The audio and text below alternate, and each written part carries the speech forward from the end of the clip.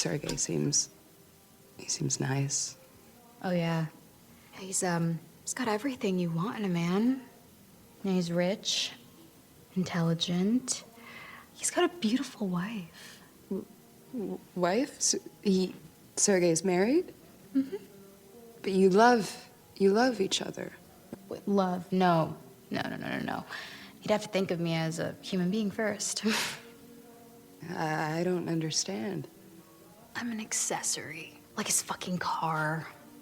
I wear what he wants, eat what he wants, fuck when he wants.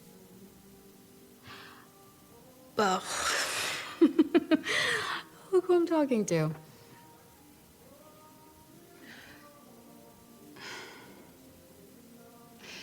Do you not like me, Kat? You know, it's not that I don't like you, Iris.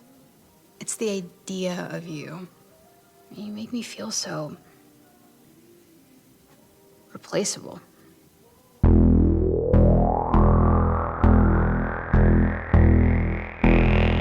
What is real?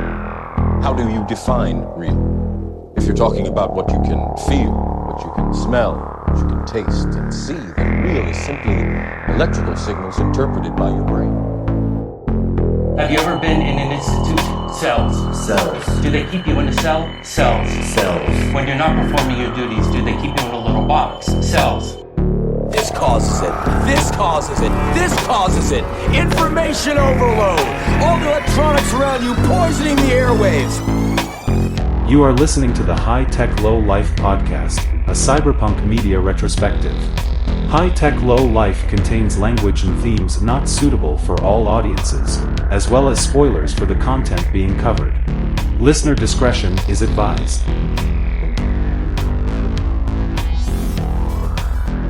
Welcome back, everybody, to the High Tech Low Life podcast with your hosts, Eric and Josh. My name is Eric. I'm Josh. This week, you may have seen by the title, we are going over 2025's Companion. And that, just in case you're wondering, that is not actually the title. The words 2025 don't appear in the title, even though that is a very cool sounding future year. It is, and except it's currently the current year. It's not in the title of the movie, but you don't know that it might not be the title of the episode. Oh, shit. I can make the future happen. I have that power. My God. Wait, are we all always making the future happen? Shit. Yeah, we are. That's pretty cyberpunk. I mean, I guess. Let's make it better than it is. What do you say? Hey, sounds like a good idea. Present sucks, so let's get to work on that future. It is suboptimal. That's a good segue. We will talk about Companion in a minute. Very excited about it. Just right off the jump, spoiler alert, this is a brand new movie and we're going to spoil the fuck out of it. So yes. If you're looking forward to watching this without being spoiled, maybe skip this one, come back to it later. Yeah, that seems like a really good idea. Stick with us through the recommendos and dystopia chat. But yeah, unless you're one of those people that skips that anyway. And those people can go to hell. Nah, those people. Hey, you want to skip it and stick with us? That's fine. Okay. It's when you complain about it that it bothers me. And then you can go to hell. Yeah. All right. Dystopia chat. Okay. Deep breath. All right. What do we want to start with? Well, top of mind recently is the Zelensky interview, whatever it was, meeting. Yeah, sure.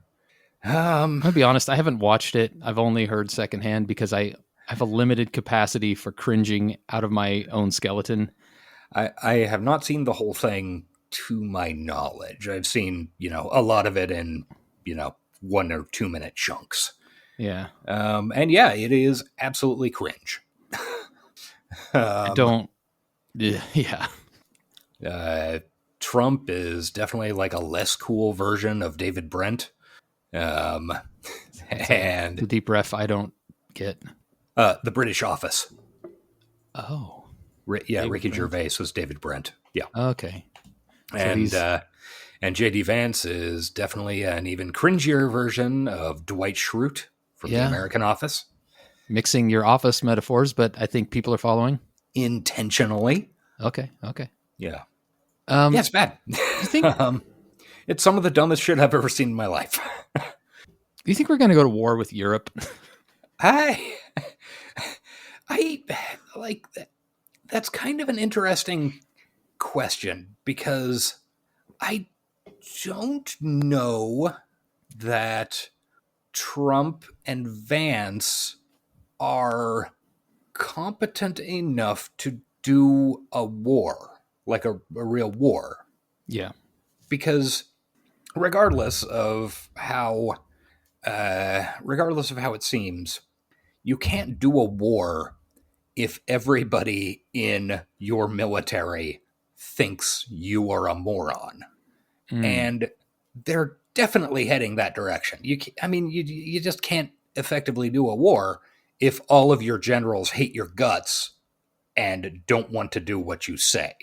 Yeah, that is a problem. Now, that's how military coups happen, kind of sometimes too. It really is. Yeah, it's a big thing. Now, a trade war, on the other hand, sure, that seems almost inevitable. But that's a different, that's a different scale of thing. Yeah. So, anyway, it went real dumb, like the dumbest possible way it could go. Both in terms of its actual real, like, kind of direct effects, as in, like, hey, this administration is willing to just completely abandon things that, the last 75 years of the United States has been going for. But also it was just in the actual way it went down, it was dumb. Yeah, it was just like it would be outrageously, unrealistically stupid if it occurred in The Loop, going back to another British show. Like, nobody would believe it. It's too ridiculous to be presented as the real world. Yeah, that keeps happening. Yeah, I know. It's things that would be bad in movies keep happening. It's turned out that fiction and satire can be completely outpaced by reality if you get the stupidest people powerful enough. You have to think there are a shit ton of Trump voting boomers out there who grew up hiding under their desks from nuclear annihilation by the Russians that don't think what's happening is good. Like, they got to be turning on the guy. Maybe I'm naive and stupid. I honestly don't know. Maybe like this is the guy that's finally putting an end to our fears. All he had to do was give them everything they want. I honestly don't know. The Red Scared boomers to Trump supporter pipeline is something that I do not even begin to understand. Because, you would think reflexively those people would be anti-Russian in general, but because make sure you you isolate this and keep it for our intro. But because Donald Trump is a good businessman and wants to run our country like a business, and he likes Vladimir Putin, that means I like Vladimir Putin and the Russians. I wouldn't do that to you. Okay. I have more respect for you than that. All right, thank you. But come on, man. Apollo Creed died for this. Yeah, that's true. R.I.P. A legend. R.I.P. True legend. His son lives on, but still. It's bonkers. It's not the reality. We switched timelines. Somebody hit the trolley onto a different track, and it's gone rogue, and we're just barreling through the desert, and we don't know what's happening. And let me off the trolley, please. Yeah, shit really did just it just took a serious fucking turn when Bowie died. I as much as I love David Bowie, I did not ascribe him apparently the power he actually had. Yeah, he was holding it together. He was the glue. I'm gonna talk about Roger Marshall. Is that Oh yes, please. worth bringing up? I mean, it's local to us, but yet it's also gone viral enough that other people have seen it, so it's fun for us to talk about. Yes, one of our senators, Roger Marshall, from I think he's originally from Great Bend, which is way Doesn't out live there western now. Kansas. Oh no, he's now a Sarasota native. Sarasota, not Kansas. You might. Yeah, he is a good example of one of the many over the past week Republican town hall meetings gone bad, or rather gone good. He was speaking to constituents in Oakley, Kansas, which is, I don't know, 45 minutes from the Colorado border, something like that. Yeah, it's in no man's land. Yeah, it is it is pretty much in as deep a red as you can get territory. For those of you who don't live in Kansas or haven't driven through it, Western Kansas is another planet. And I say that having lived there and like spent some time growing up there. It is not real. It is the most remote. I mean, it's not the most remote, obviously. It just feels like the most remote place on earth when you're there because there are so few towns and the ones that are there are small. And it just feels like you're so far away from any civilization. Yeah. I mean, you'd have trouble finding higher red voting percentages literally anywhere else in the country. So he had a town hall meeting and somebody in the audience, after, I don't know, I think 30 minutes of, back and forth and stuff, somebody in the audience, an older guy, said, well, here's the thing. You're talking about Elon Musk and Doge and all that bullshit. They're firing veterans. I mean, I didn't want you guys to fire veterans. I mean, I'm, veterans that work for the government. They should keep their jobs. And Roger Marshall ran like a coward. He said, I defer to my elders. I've got some other appointments today. I got to go. Within 5 seconds, he was out.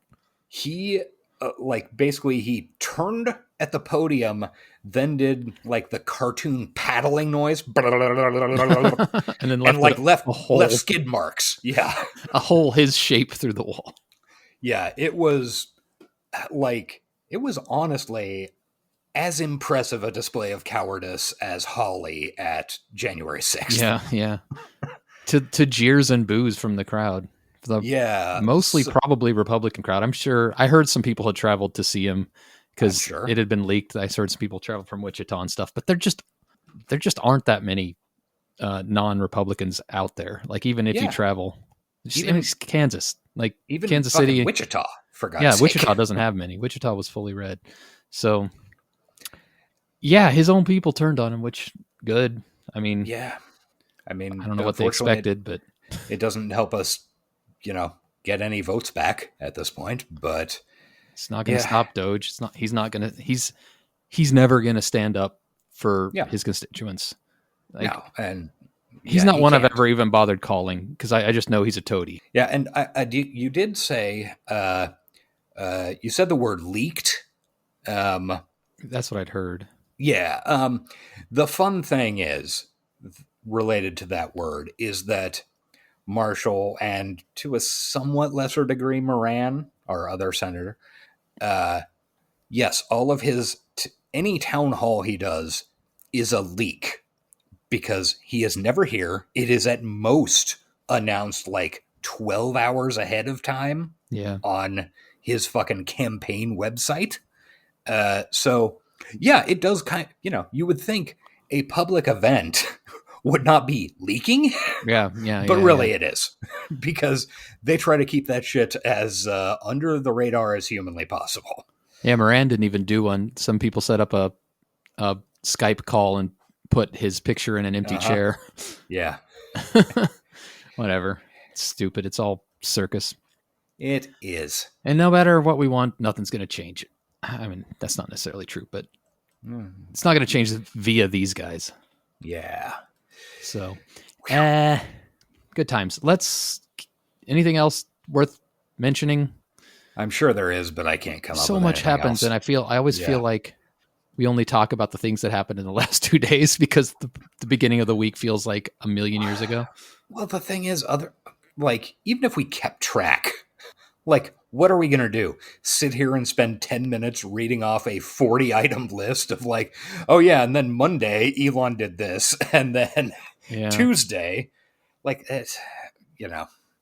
there's too much.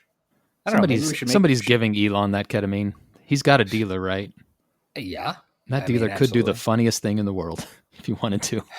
Boy, we have had a lot of missed opportunities for the funniest thing of all time. So many opportunities for somebody. In the past, 2 years. Okay, that was productive. Let's move on and talk about some recommendos, because when you're living in a dystopia, you gotta disassociate somehow, and the best way is through media provided to us by our corporate overlords, right? That is absolutely true. Thank God we have it, and thank God for them making it for us. Thank God. I'll kick us off. I've been watching, and I've been watching this for a long time, actually, and I don't think I've brought it up yet, but I've been into the new Interview with the Vampire. Oh yeah, I've heard that's entertaining. It's fucking good, dude. I really like it. And gay as hell. It's so gay and so horny. Yeah. But I just haven't had that 90s vampire vibe, how it was so big for a while. Mm-hmm. We played some Vampire the Masquerade. We were in it for a hot second. Yeah. And then it disappeared for a long time. I feel like Twilight and that type of thing ruined it. But this brings it back. It puts me back in that cool old place. So I give a big recommendo to the new Interview with the Vampire. Okay. Yeah, I think I actually have that on my server and was going to watch it, and then I don't know, something happened and I didn't get around to starting it. But yeah, I've heard nothing but good things about it. Yeah, same. It took me a while to get to it, but hey, sometimes you just need some good old-fashioned vampire fucking. You absolutely do. Just vampires getting the fuck down. They do. Okay. That's mine. I have I have a thing I watched that I want to talk about. I am not going to call it a recommendo. Okay. All right. So, at the urging of my mother, I watched a program on Netflix called 0 Day. Have you seen anything about this, Eric? No. I think the title is vaguely familiar, but no. Okay. So, let me set this up first. I'm going to give you the cast. Okay. All right. In the lead, Robert De Niro. Heard him. Yeah, heard of him. Lizzie Kaplan. Heard of her. Jesse Plemons. Yeah, know that guy. Connie Britton. Yeah, familiar. Bill Camp. Nope, I'm out. Yeah, you might. Yeah, he doesn't have the name rec of the others. Bill Camp is an incredible fucking actor who has been in tons and tons of shit and always kills it. Okay. So we have a cast of what you might call heavy hitters, right? Solid. Yeah. Okay, so this show, the concept is that Robert De Niro is a former one-term president. His party is never revealed. Okay. Sure. Matthew Modine is also in it. Oh, yeah. So he's the Speaker of the House, I think. Yeah. And Angela Bassett's the president, the current president. I would vote for her in a heartbeat. Me fucking too. I think this is the fourth time she's played the president. She should play it in real life. I don't disagree. If she can get some time off from, I think it's 911 Lone Star, where she's fighting killer bees and asteroids. I see clips of that on TikTok. Yeah. Dude, it's doing 2 weeks from now. It's going to be a crossover with fucking Dr. Odyssey. Oh, fuck. That's going to be good. Angela Bassett is going to be on the Odyssey with Joshua Jackson, and there is a casino heist going on. So I am fucking eating that. That does sound like the best hour of television that has ever happened. I mean, possibly the best hour that has ever happened. Possibly. So, Robert De Niro, ex-president, there is a big hack, a big zero-day exploit that shuts down everything internet connected in the United States for 1 minute. Okay. And this causes, I think, 3,000 odd casualties. They went slightly above 9/11. Nice. Just to bring it home. Yeah. And he is asked to lead a commission to investigate this hack and like try and figure out who was responsible. It is one of the most fucking shit for brains TV shows I have ever seen in my life. All right. Like, which is not to say it is not entertaining. Okay. It's really dumb. It's like one of, and it thinks it's very smart, which is one of the problems. Yeah. It's like, I cannot even begin to explain how the last episode of this show goes. I think it's 7 hour-long eps. The last hour is like, I keep coming back to rocks for brains. Like, it is the most mealy-mouthed fucking, I don't know. We are coming close to where we might have to make a stand in terms of politics of this show, but God forbid we actually do that. Yeah, they hate doing that. Yeah, that they can't. It's like illegal. But it is surprisingly compelling. And I think it's simply that they knew they had some real dumb shit. And so they paid, that cast millions of dollars to like prop this thing up and get it across the finish line. And honestly, it works.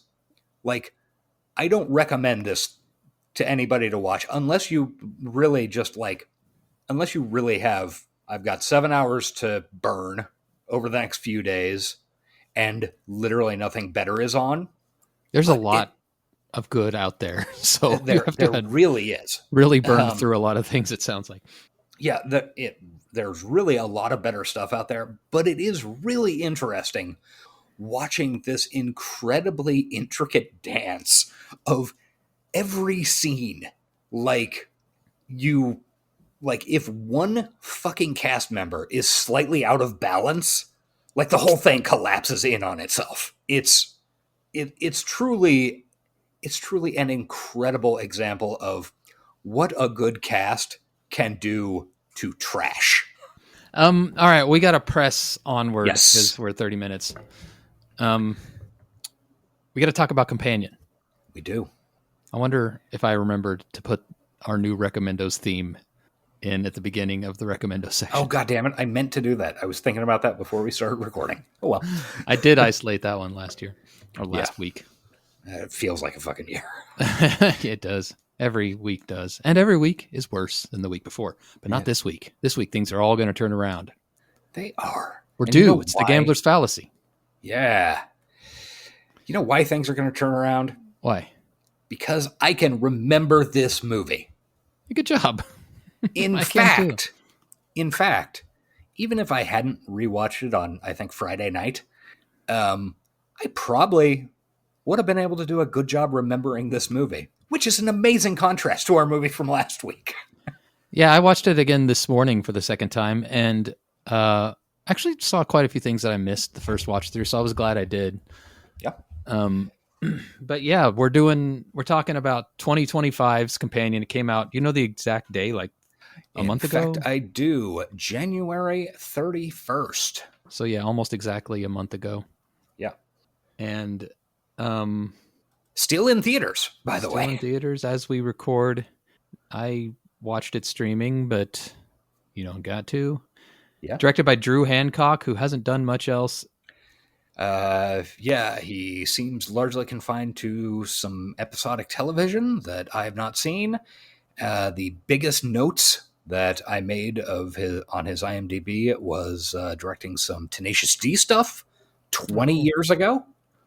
Yeah, he directed that Fred TV show, the YouTuber, I think. Okay, that apparent. I don't know what you're talking about, so I believe Oh you. man, in the no, it was actually late aughts. There was this one of the early YouTube people was this weird character named Fred who was very popular, and they made TV shows out of him. Okay, And I believe that's what, or maybe there were movies even. Maybe there wasn't a TV show. Okay, I do believe I have seen the image of this person before. Yes. It's very millennial coded. Just this guy just like being wacky, making faces at the camera. I don't know. He probably assaulted a woman, which is why we haven't heard of him since. I don't fucking know. That's honestly a good question. I'm going to click through the IMDb and real quick see. This is not an allegation. I have no idea. I just haven't heard of the guy in 15 years. So played by Lucas Crookshank. But the point is that Drew Hancock directed 2 of those movies. 3 of them. Huh. All right. Yeah. He also did a bunch of Channel 101 shit. Oh, good. That was funny. Circa the turn of the millennium. Sadly, not House of Cosby's, but we know what happened to that guy. So yeah, House of Cosby's was so good, and now we can't talk about it anymore. Nope. Nope, we definitely should not. And it is also very hard to find on the internet. Yes, for any number of reasons. But we were there, brother. We were there. We were. Oh, God. All right, let's not talk about that anymore. Sophie Thatcher, great. Jack Quaid, awesome in this movie. Everybody was really good in this movie. It really was. I especially, really everybody was great in it. I didn't Harvey Guillen, is it Guillen? Judging by the Guillen? accent? Guillen? There's an accent on the second syllable, so I don't know. Yeah. Guillen? Yeah. Anyway, he fucking ruled. Yeah. Guillermo, he rules. Yeah. Let's get into whatever you got prepared. Okay, so this is a movie set in the near future. You want to know how near a future it is? Sure. Okay, so somebody with way too much time on their hands did some work. Time enough to watch a 7-hour terrible show that he hates but also likes. No, this is not me. I am skating in the backwash of some other horrible nerd. Okay. So at one point, Josh's phone says Sunday, July 25th or June 25th. So he tracked down the dates of when this movie could be. It could be 2028, which I think is a little soon. Yeah. 2034, 2045, 2056, 2062, 2067, 72, 78, 89, and 95. So why those dates? Because that's when June 25th falls on a Sunday. Oh, okay. Yeah. I think it's the second one. I think it's very near future. That would be my guess. Yeah, the 2034 seems the most reasonable. I also don't know that the writers put that much thought into it and just randomly. Oh yeah, I doubt it. I mean, I'm guessing Drew Hancock, who was the writer director of this film. I'm betting if you asked him, he would say, "Okay, yeah, whatever," and move on with his life. Okay, Neil deGrasse Tyson, shut the fuck up. It's just a movie. This movie was initially going to be Zach Cregger's follow-up directorial effort to Barbarian. Oh, really? Yeah. And Zach Cregger is one of the main producers on it. Is he the Whitest Kid You Know guy? Yeah. Yeah, I love Barbarian. And I love Whitest Kid You Know. Race War. Yeah. That is a sketch. That is not something Josh is calling for. No. I am also calling for cut to video of me staring at Eric, slowly making the beat off motion. Whitest Kid You Know has some great sketches. Some that are really apropos to the times we live in, such as you can say that it's, you can't say I want to kill the president, but you can say that you can't say I want to kill the president. Yes. The legality is very clear. It's a fantastic sketch. Yeah. He was going to direct this, decided to shift his focus off of it, and told the writer, Drew Hancock, why don't you direct it? And it worked out. So, near future, we see a beautiful meet cute right out of a fucking Meg Ryan movie. Yeah. Who is Jack Quaid's mom. Yeah, I hadn't put that together, but yes. Yeah. There's another thing coming up quick, which I'll be sure to note. So there's a beautiful meet cute in a grocery store where Jack Quaid locks eyes with our protagonist, who has a little voiceover about how when life snaps into sudden focus, and she's only felt this way twice. Once was on the day when she first met Josh, which is this grocery store meet, and the second was the day I killed him. And spoiler it alert. is, yeah, spoiler, like in the first 40 seconds of the movie. Yeah. So And that is a storytelling tactic, right? And yeah, because it of course overshadows the entire movie. And I think it's important in this movie that you know where it's leading. yeah, and I think one of the pretty interesting things about this movie is the combination of how it was marketed and how the movie is built, and how the marketing set up a bunch of tension in the movie. Mm-hmm. Okay, so spoiler alert, kids. Sophie Thatcher, the protagonist, is a fucking robot. Yes. She is an emotional support robot that Jack Quaid fucks. Which was made pretty clear in the trailers. Yes, it's made pretty clear in the trailers. For the first, I don't know, 25, 30 minutes of the movie, there is but very little indication that she is a robot at all. Yeah, I wish I had gone into it not having known that. I think it would have been more of an exciting reveal. See, I don't know. I think it would be really interesting, like, if I had all the power in the world, to set up, like, different, focus testing groups. Yeah. Like, have one group that knows she's a robot, and then, because then you get the tension build up of, this girl's supposed to be a robot, right? Am I remembering that correctly? Maybe that was just for the trailer.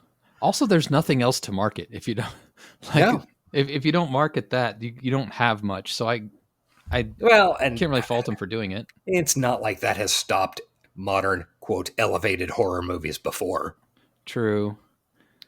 I mean, there's no more hook to this than there was to Bodies, Bodies, Bodies, other than Pete Davidson. Sure. I mean, I don't know. It's a good question, and I'm sure, like, you and me have different outlooks on spoilers in general. Yes. I hate them. You don't give a shit about them at all. So that would also color your perception of how it affects the movie as well. Yeah.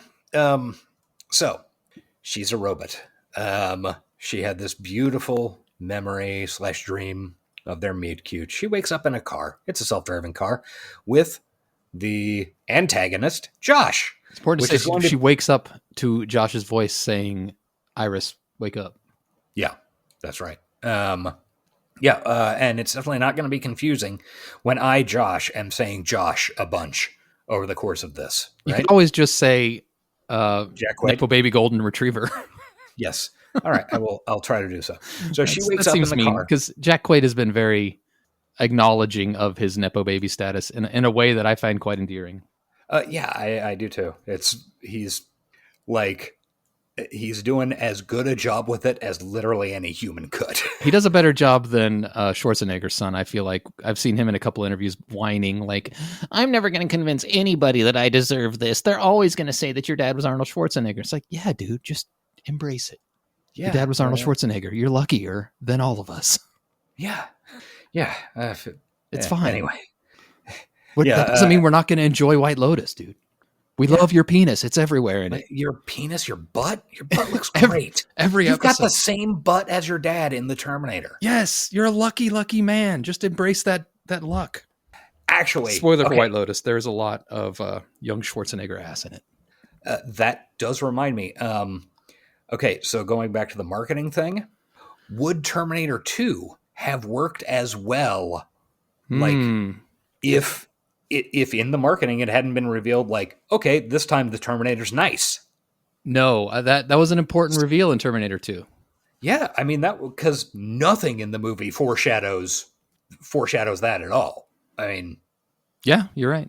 And the trailers are all about the T-1000, and you know that Arnie's in it, but you're wondering, like, why there's two Terminators? Yeah, it's true. Yeah. Okay, so anyway, Nepo baby golden retriever wakes her up saying, "Wake up, Iris." They're in a self-driving car heading way out in the woods. It's a hugely long private drive. They're not even on fucking GPS anymore. And they get to their destination, which is a, I don't know, modernist cabin, quote marks. Yeah. Yeah, it's a mansion. Yeah, it's a fucking mansion. It is. I think, even though we don't get a good idea of... It has a 4-car garage, so... Yeah, it's a fucking mansion. On a beautiful lake in, heavily wooded mountains. And she's very polite to the car when she gets out. Yeah, she is. Which I felt was an important point, an important part of her character. Yeah, I agree. She's kind of worried about being embarrassing and in front of Josh's friends because, I don't know, I guess the implication is some of them she knows, some she doesn't, and she definitely doesn't know the owner of the place at all. But apparently they're there for a long weekend with friends. And okay, so this part, when she's having this anxiety and insecurity, at this point, any of us who've seen the trailer know that she's a robot, and we're like, I kind of think maybe it is good that they spoiled it now, the more I think about it. Because every interaction she has with every character, you're thinking, well, she's a robot, and they know she's a robot, even though they're not clearly showing that she's a robot, right? Yeah. There's going to be different people. There's going to be people who watched it now, who, after they saw the trailer, and are watching it this way. And in the future, when somebody's just clicking through streaming, they're going to watch it not knowing, and it's going to be a different experience for them, which is kind of cool. Yeah. Yeah. It's a really, I don't know, it's really effective. It works. I think it works either way. I'm interested in how much it works each way. Yeah. And there's no answer to that, but because it is fun. Like, you're like, why robot's anxious, and then you're also looking like he knows he's got to know. So how's he treating her? Yeah, and wait, does this other character know? Or well, when she meets Kat, it's pretty clear that Kat knows, because Kat doesn't like her, and it could be because of some sexual tension or jealousy. But it's, I don't know. Yeah, it colors every interaction. Yeah, it really does, and it's smart. It's a great way to make a movie. Yeah. So Josh's friend Kat opens the door. She is the mistress of a very rich Russian guy, Sergey, who owns the place. And she's very dismissive and shitty towards Iris. Yes. Not a fan. Then we meet the other friends who are there for the weekend. A handsome young guy named Patrick, who, what is that guy's name? The actor's name? Yes, the actor's name. Lucas Cage. Not Lucas Cage, because that would make him a Mortal Kombat character. Oh. Luke Cage wins? Yeah, but also that's a Marvel Comics character. You're right. Am I confusing the two? I think they're both Luke Cage. Are it's they? Johnny Cage. Johnny Cage, yes, you're right. That's the Mortal Kombat. Yeah, it's Johnny Cage. Okay. So yeah, Lucas Cage, who was in The White Lotus, I think second season? Maybe it was the first. I don't remember. I can't remember. He was also in a great movie I loved 3 years ago now called How to Blow Up a Pipeline. Yeah, you mentioned that before. I don't think anybody has watched. But I do recommend it. And Patrick's boyfriend, Guillermo, from What We Do in the Shadows, the characters in this name is Eli, and they are distinctly different characters, but I think he's always going to be Guillermo to me, because Guillermo is just so lovable. He's good. He's good though. Like, he's a good actor, and he was in a movie called really Werewolves, which I really liked. Yes, I liked that. He was fantastic in that too. He's just a really fun to watch actor. He really is. I mean, the guy, he clearly has fucking whatever it is. Yeah. Um, I hope he keeps working a lot after What We Do in the Shadows. Yeah, so do I. I'm literally always happy to see him pop up on screen or hear his voice. Yeah. So they're boyfriend and boyfriend. Iris goes to shower, and as she's opening up a suitcase to like unpack some stuff to shower with, we see Chekhov's thumb drive. Completely didn't even notice it on my first watch through. Oh, yeah. So like I knew she was a robot, but all the little hints they give you, didn't notice them on my first watch through because I was more looking at character interactions and stuff. Sure. Caught every single one of them on my second watch through. So yeah, worth noting. Yeah. So then we have a fun, evening at this cabin where we really meet Sergei. He's implied to be a kind of Russian gangster, probably a real piece of shit. Other than Sergei kind of rules, other than how he goes out, which is bad, and he don't touch women against their will. But up to that point, Sergei is fucking cool. Yeah. Sergei is implied to be a Russian mobster. And his presentation of himself certainly also leans into that. Yeah. It's not just what other people are saying about him. And we hear about this meet cute between Patrick and Guillermo, where Patrick is in this ridiculously over elaborate Dracula costume at a Halloween party. And he's getting some stuff from the salad bar, and then he hears a muffled voice behind him, and it's Eli in a dinosaur costume saying, "You're standing on my tail," and then they do a great dance. Taboo thing. Yeah. And then we have we have a fun dance party. But have you ever been to a party where everybody starts dancing? It happens a lot in movies. I wouldn't mind going to one, but I don't think I've ever been to one. Like this? No. I mean, I have been to parties where there's sort of always people, there's a couple of people dancing like the whole time. Yeah. Maybe rotating in and out of it's not someone pops on a CD and then one by one everybody's, and then the whole gang. Yeah. And there's no drugs involved as far as we can see. Also CDs in 2037 or whatever this is. 4. Yeah. It's retro. Yeah, it's retro. Actually, Sergei's an old school kind of guy, I guess. I think that is, I don't remember the name of it. It's the company that made the stereo system that's in this movie. That was like a super fucking high-end stereo back in, I don't know, 1990 or something, that goes for a lot of fucking money nowadays. Sick. I love a good retro stereo. Yeah. Also, this is a good time to point out that the composer of the score was Hrishi Hirway, who big podcasting guy and was on a lot of podcasts back when I was listening to more comedy-based podcasts. He did Song Exploder and stuff like that. Oh, okay. I've heard him a lot on other people's podcasts, and when I saw the name, I'm like, oh shit! And it's a good score. I went through and listened to some of it isolated, and then the soundtrack itself is also pretty tight. So, I saw the name, but didn't, nothing clicked about it for me. Yeah. Okay. Huh. Neat. Yeah. Oh, he did "Hello from the Magic Tavern." That's probably might be why, because I used to listen to that a lot and I kind of stopped. Yeah.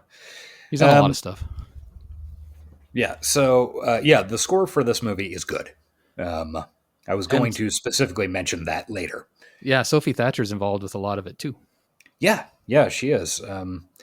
Much like she was in Heretic. Really? I didn't know that.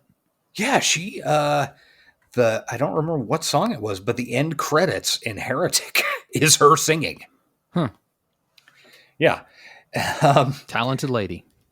She really is. Like, I didn't realize this until we were talking about it last week when we decided to do this. Is Sophie Thatcher one of my absolute favorite actors working these days? I kind of think she is. because Fuck, she was the kid in Prospect. Prospect, yes. That's like one of my favorite movies ever. I did not know she was the kid in Prospect. You didn't recognize her teeth? No. Yeah. I mean, I wasn't looking. She has a space helmet on the whole movie. Oh, yeah, that's true.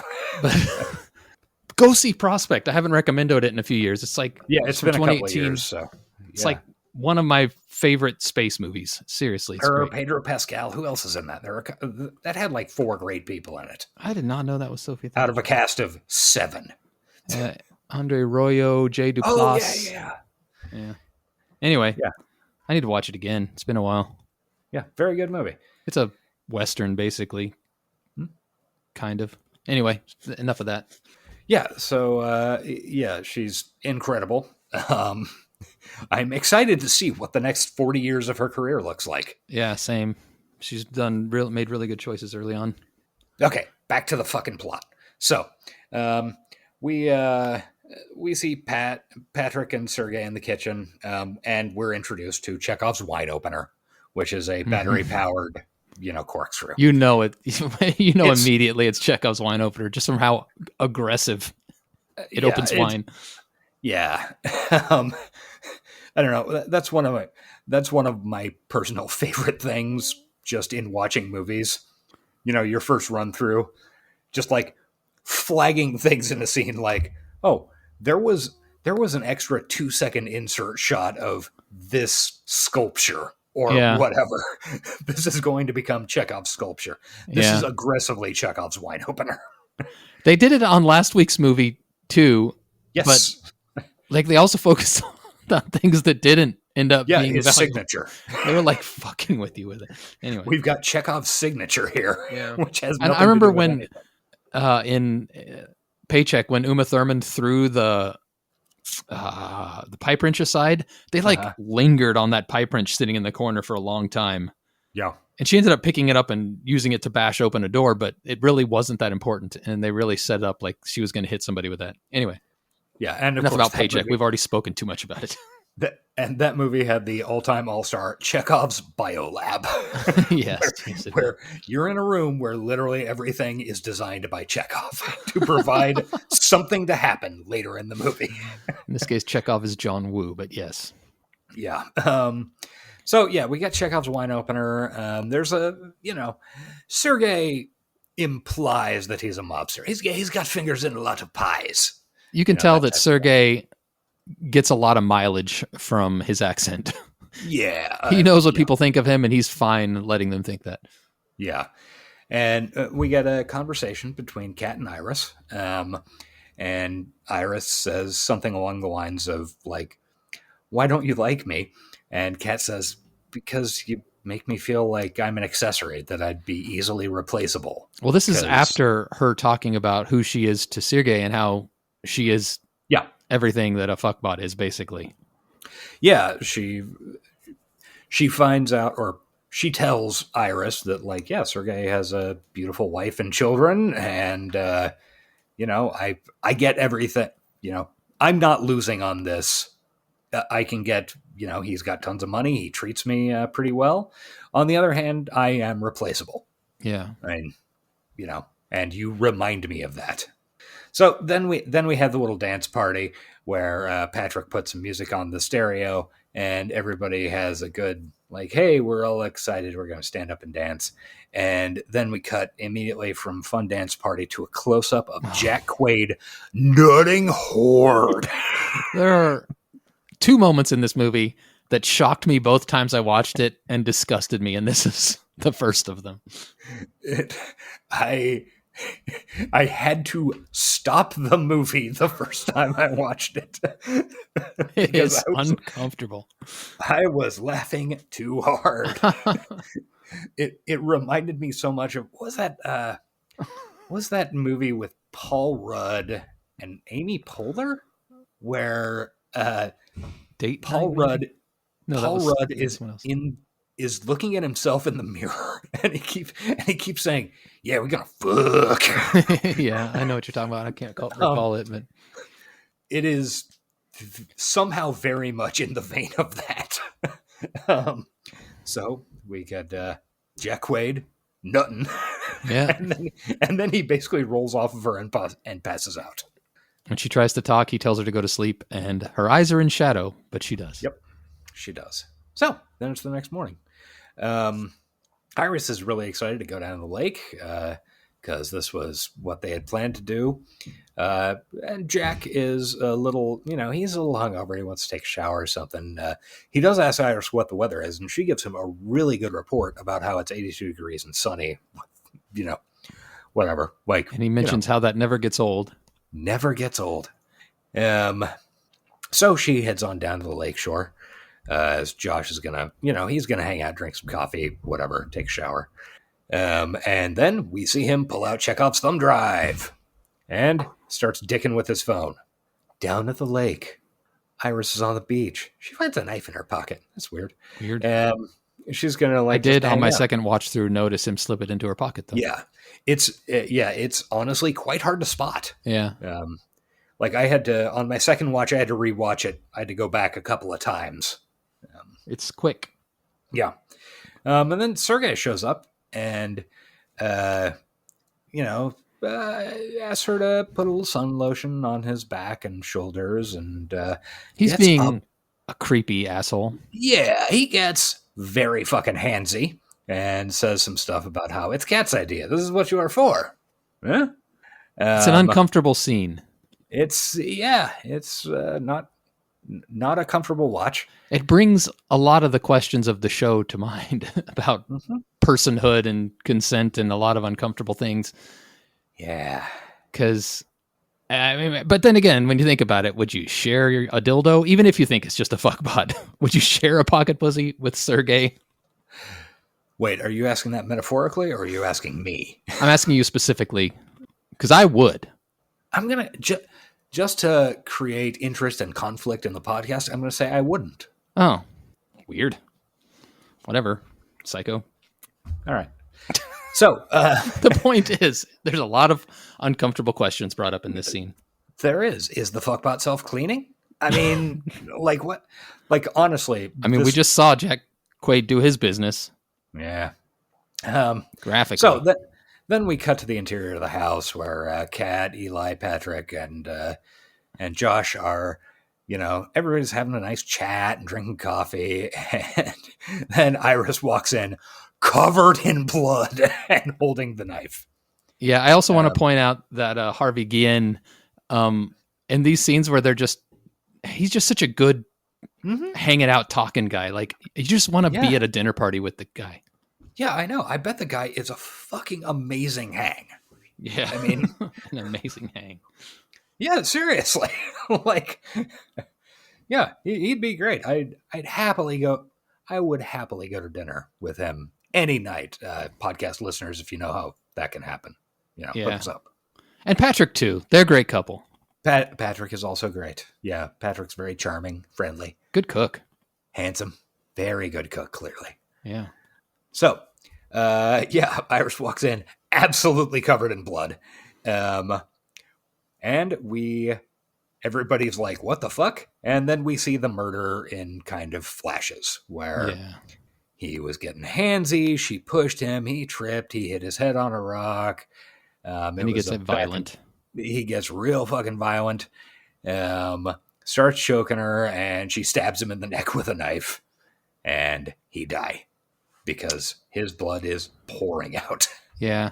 The violence, there's not like a lot of violence in this movie. There are a handful of scenes, and they are very graphic when they do them. They're really effective. Yeah, I think they do an excellent. Yeah. Like, they don't go overboard so that it loses its meaning. You know what I mean? Yeah. They're spaced out far enough that, well, with the exception of a few slapsticky things that happen. To Josh, but it's spaced out enough that every time it happens, you're like, oh fuck. Oh yeah, this movie can go fucking hard. Yeah.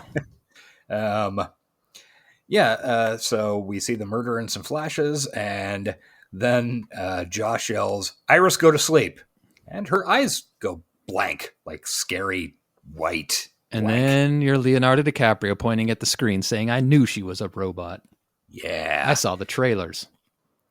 And then Iris wakes up. She's being tied to a chair by Patrick.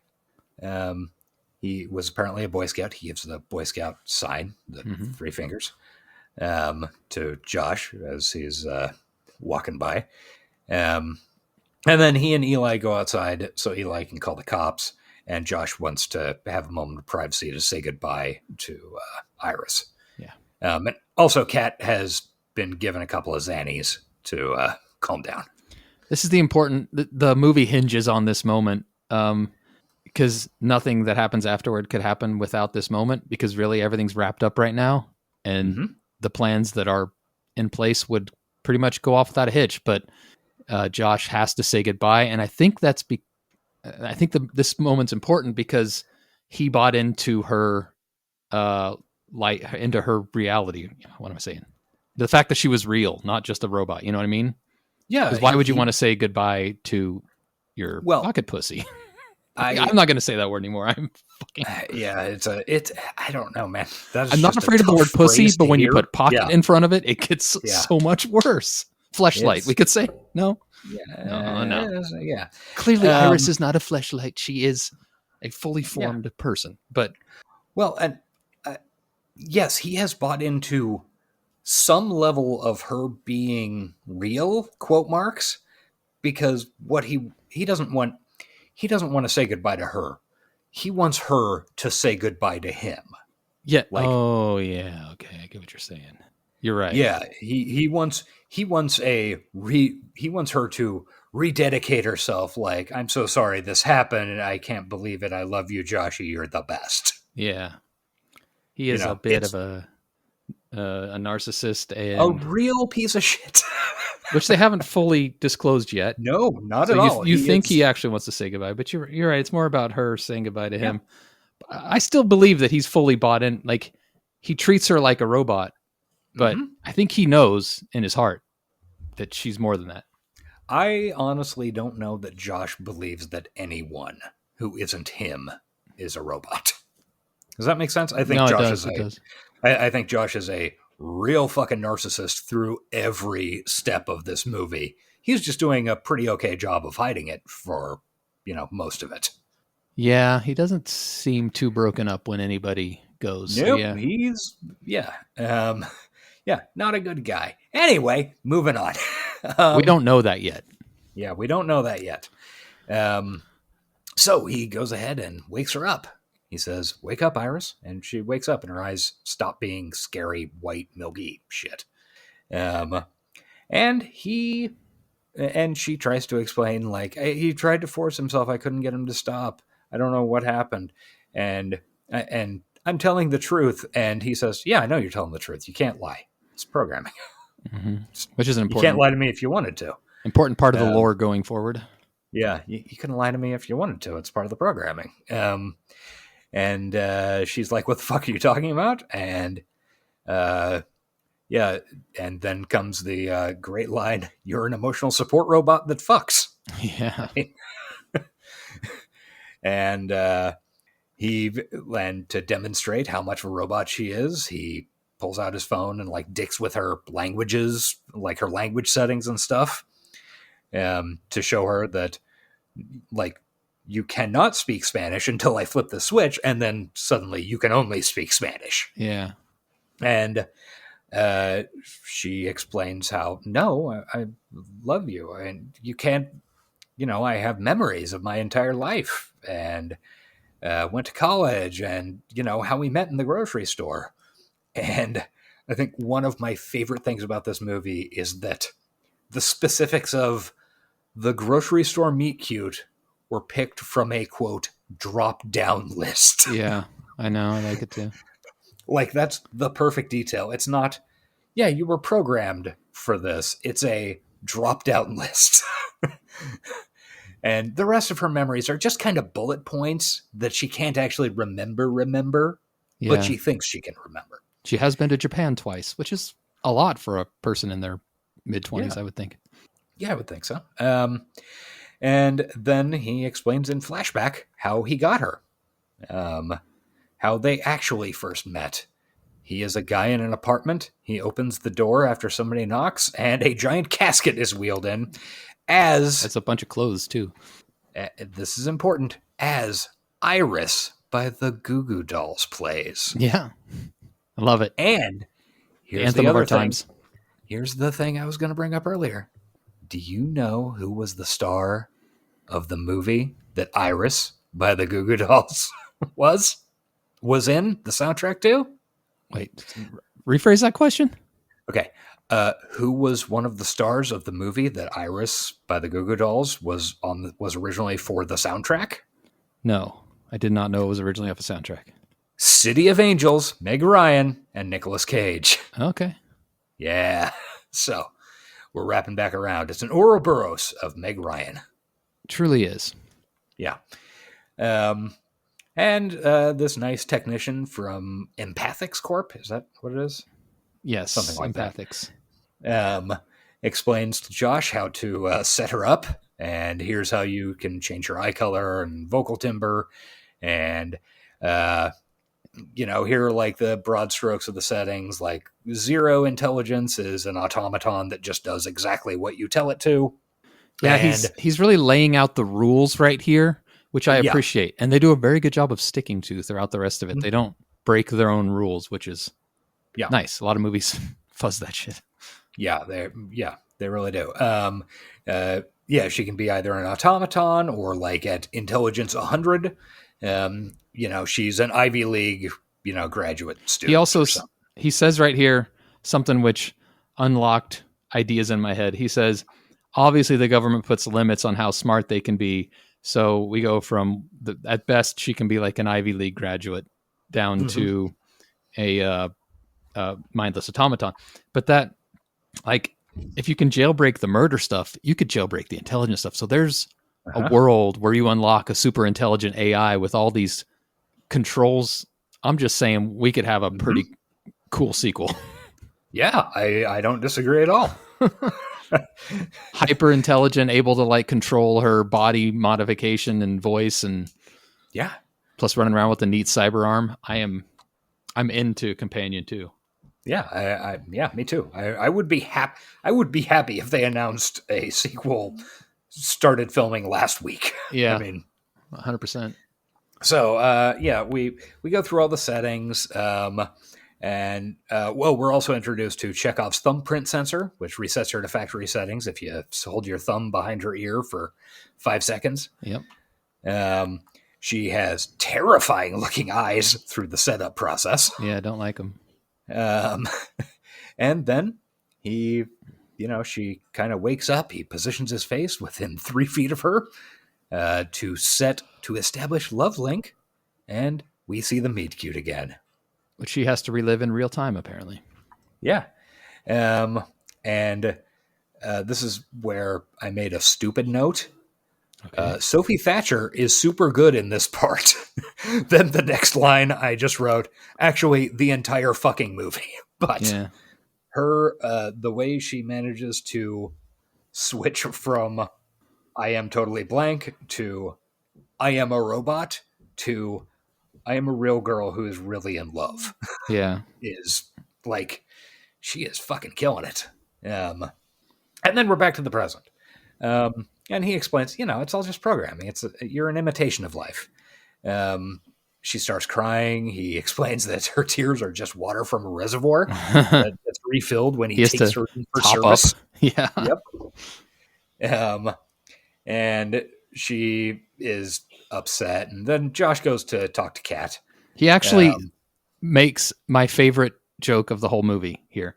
When she's saying she's crying, he says, I know it's a lot to process. And then he does this subtle little Jesus like, Christ, you're right. Yes. Yeah. Like he laughs at his own joke. And I love that so much because I feel like you and I would both do that, make jokes for ourselves for literally only our own benefit. They didn't hang a hat on it. He just did. So I'm a funny guy. Pretty clever. It was so good. Yeah. Yeah. This is also, he is also very good in this. Oh yeah. He's fantastic. And especially this scene. Yeah. Where he has to be, just as mean a motherfucker as you can be, just telling someone that they are not a person. Yeah. And that they own you. I mean, that's pretty harsh. He does a lot, man. He plays doting boyfriend in the beginning. He plays mean motherfucker like this. Basically, he plays Michael Myers style stalking killer at some point. Yeah. And then for a while there, he's playing slapstick. Guy gets the shit kicked out of him. Yes. And he nails it all. Jack Quaid is he's a good actor. Yeah, he really is. I mean, yeah. I've never had a problem with him in anything I've seen him in. Like, he's always been good to, some greater or lesser extent. But Jesus Christ, in this, he is fucking amazing. Yeah, I agree. So, Josh goes to talk to Kat. And he, goes back to Sergei's bedroom where Kat is. She's taking the Xannies. Because you don't not take a Xanax when You it's don't offered. not. Yeah. Kat's part is small, but she is also awesome in kind of a scumbag way. Yeah, she's also pretty fucking funny. And he tells her that, like, hey, look, the hard part's over. You plan and plan and plan. And this is the first real hint this is the first solid indication, like, this wasn't a terrible accident of some sort. Yeah. This wasn't a malfunction.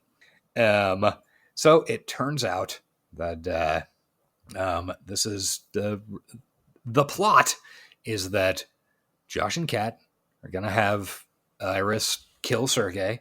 They're going to rob $12 million out of Sergei's safe, which, of course, has the combination of Stalin's birthday, because everything is fucking Stalin's birthday. Yeah. Now, the real funny part about that is, I don't know if you ever watched the movie. The guy who plays Sergei is Rupert Friend. Is that right? I might be thinking of another Rupert. Yes, Rupert Friend, who played Stalin's son in The Death of Stalin. Nice. Yeah. So everything is fucking Stalin's birthday.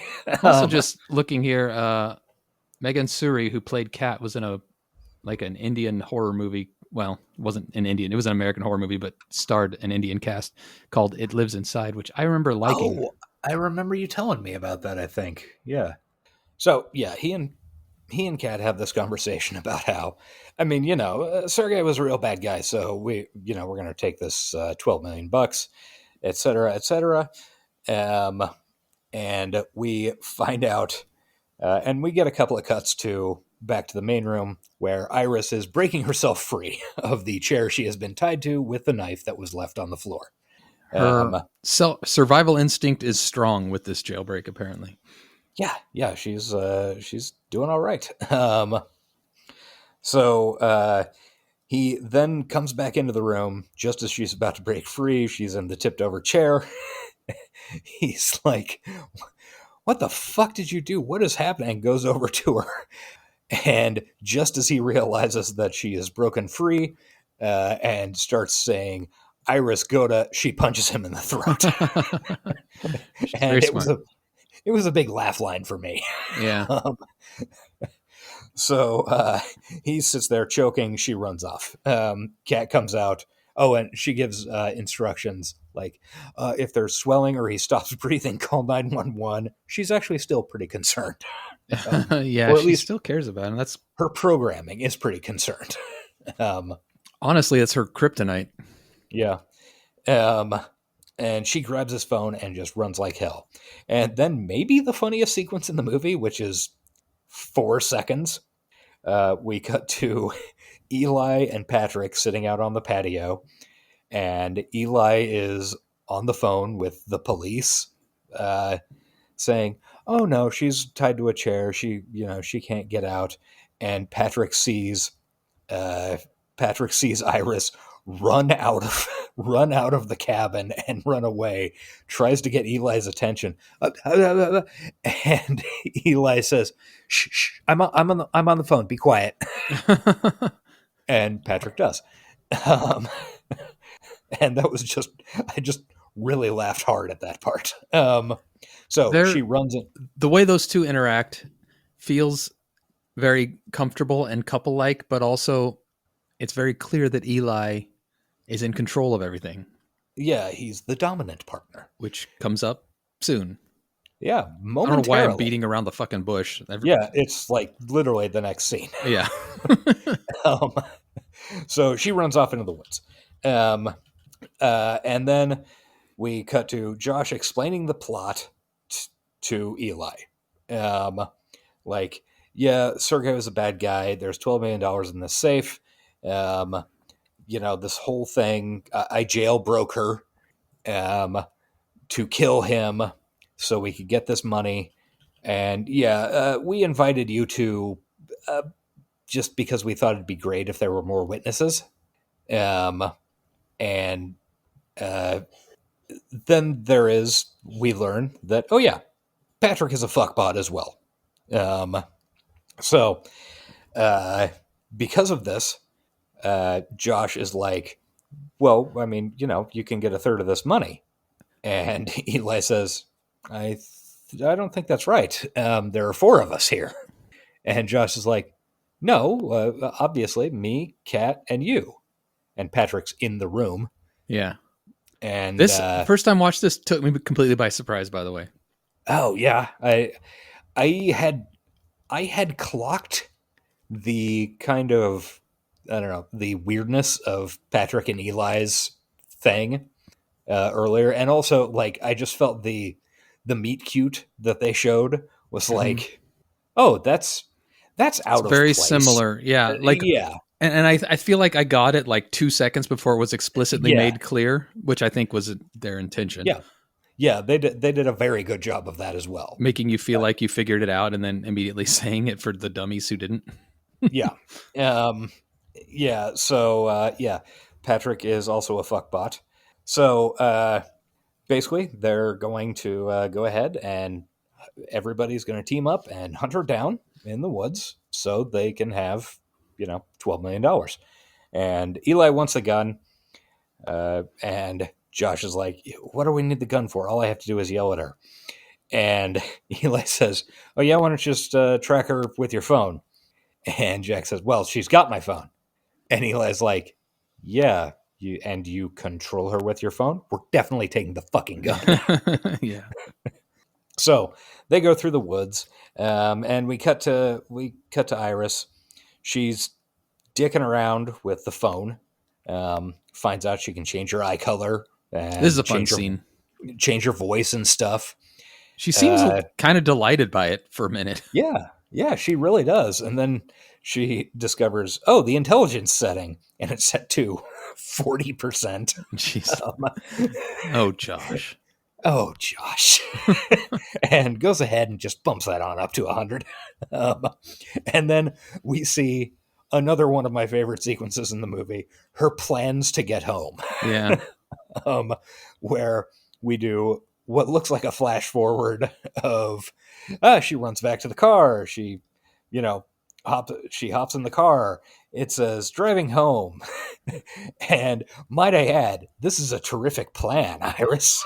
This is after her failed ideas, which all ended in her death that we got to see acted out. So yeah, she walks back home. It's going to take days. She gets to the apartment and Josh blows her brains out like the second she comes in.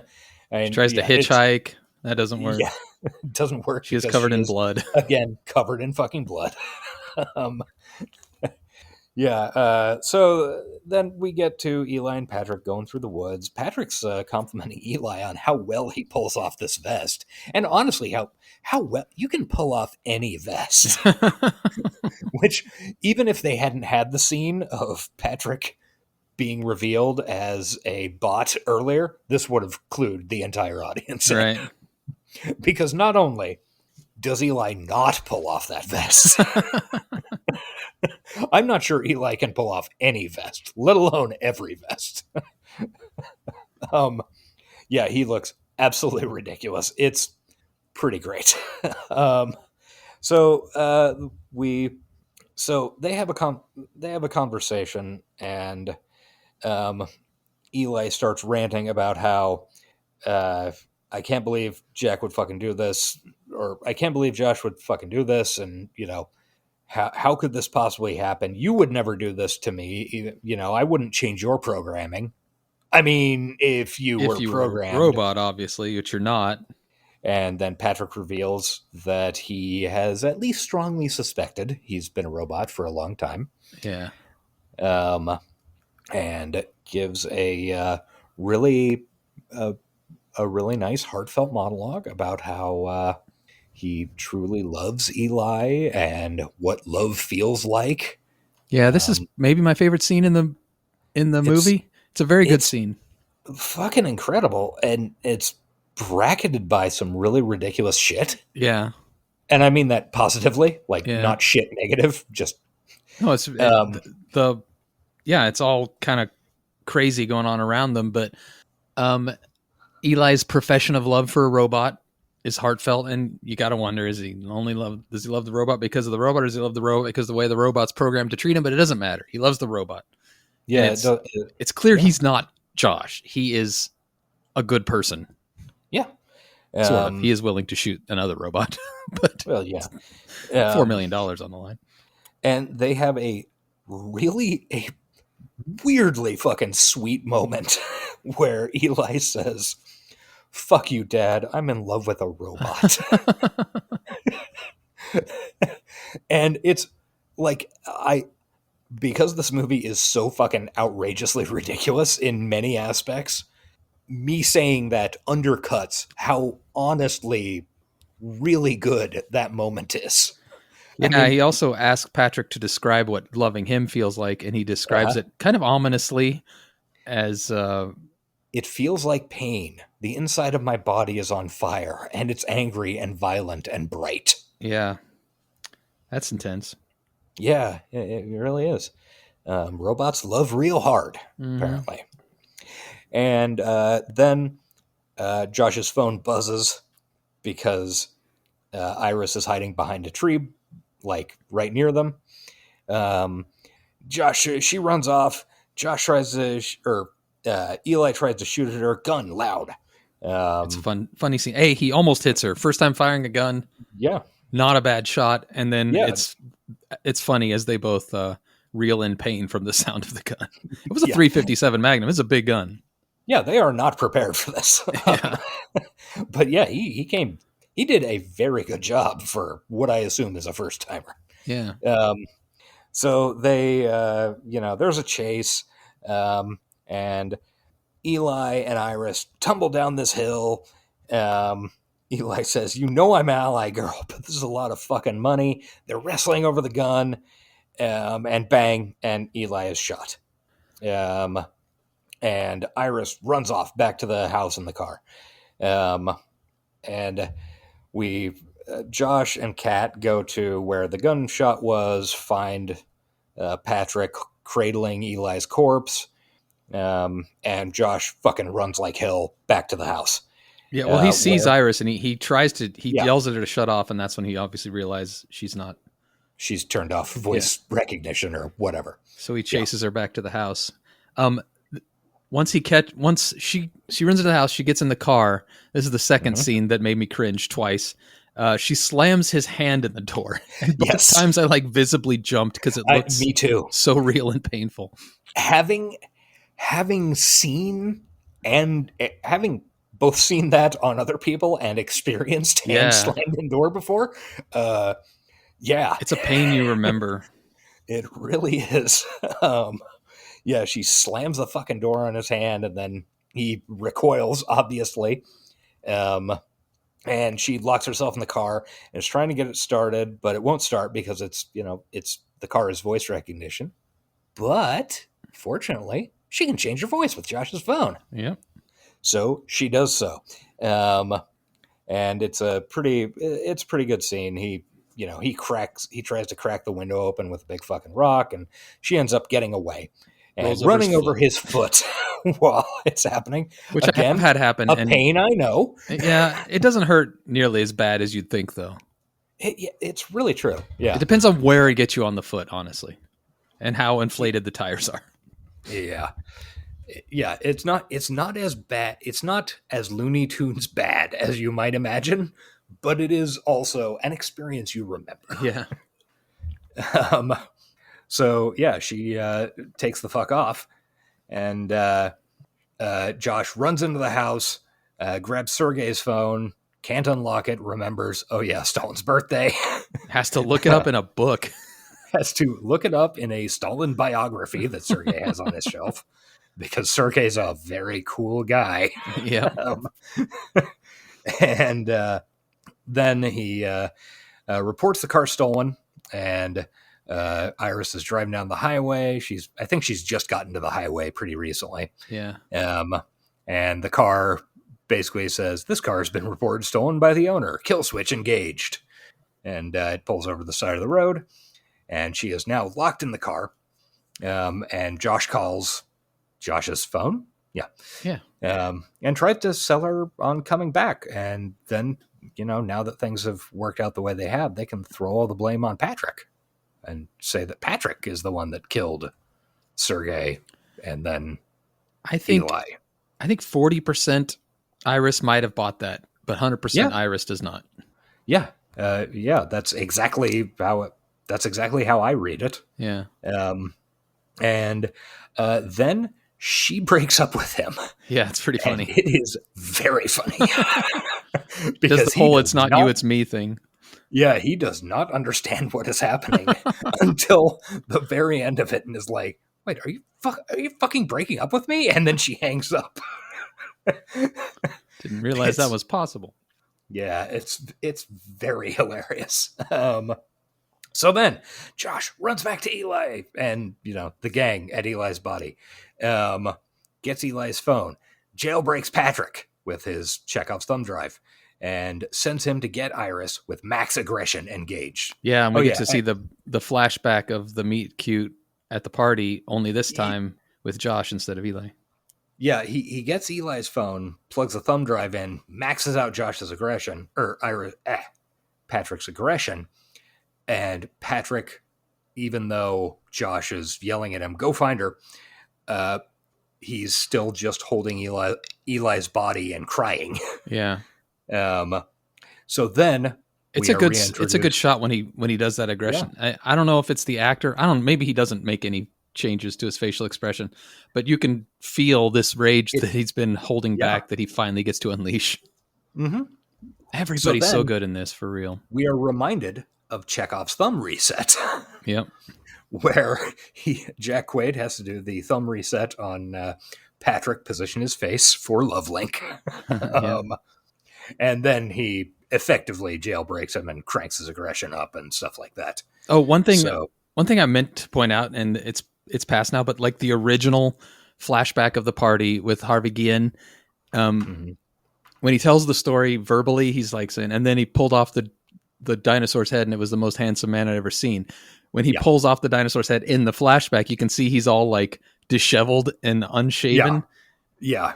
Which half a beard. I love it so much because clearly he was like going through it when he decided to get this companion, and probably going through a breakup, probably miserable.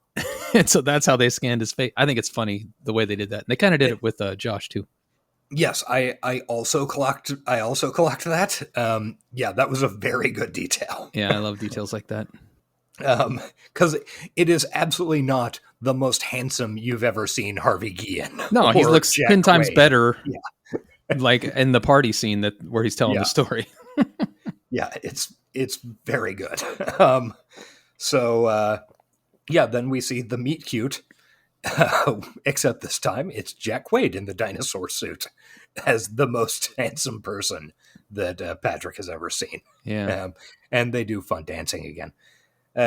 So back to Iris. She's breaking out of the car, kicks the windows, and a cop fucking rolls up in a Tesla. Not just Mark any Menchaca. cop. Yeah, Mark Menchaca. Second appearance on our podcast. Probably the last, actually. I honestly don't know. Creator. He was one of the bad guy. That's right. Yes. And he is Lena Headey's husband. Oh, really? Lucky man. I know. Plus, I think he's been in. He's been in other stuff that I think we very well might cover. He's going through it. It doesn't look. Maybe I can't think of anything off the top of my head, but yeah. Anyway, great guy. I really enjoy him in a lot of shit. Yeah, he's pretty funny in this too. Little short cameo, but yeah. So she's just getting out of the car when Mark Menchaca pulls up and flashes his fucking lights at her, and she quickly does a very smart thing, turns away and dicks with her language settings. Yeah, So very smart. now she speaks German, and she explains in the subtitles, my language is set to German because I am unable to lie. Fortunately, Mark Menchaca does not speak German. Yep. So he's asking her questions, and she is just kind of like generally pointing, and he finds out that like, oh, this is from, okay, so you're coming from Sergei's place? Yeah, that tracks. Whatever kind of weird shit he might be into. And he is about to arrest her because he sees a knife in the car. It's bloody. And I'm guessing he was responding to the original call. And I assume so. When he sees the knife, I think he puts it together. Yeah. That she's probably what's happening. Yeah. And he's arresting her and putting cuffs on her. And just as Patrick is coming down the fucking road. Yeah, this is a fun, a tense scene, like a Terminator almost.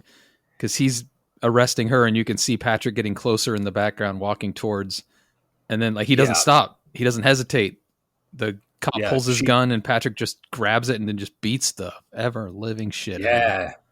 And she tries to run off, and then Patrick grabs the phone and, shuts her down. And she just collapses in mid-run. Once again, Lucas Gage doing a lot of different things in this movie and doing them all very well. He's very scary when he needs to be, and he's very charming when he needs, and like trustworthy. When he seems like a good, loving boyfriend when he's. He seems when he's in that mode in the first, third of the movie or, whatever.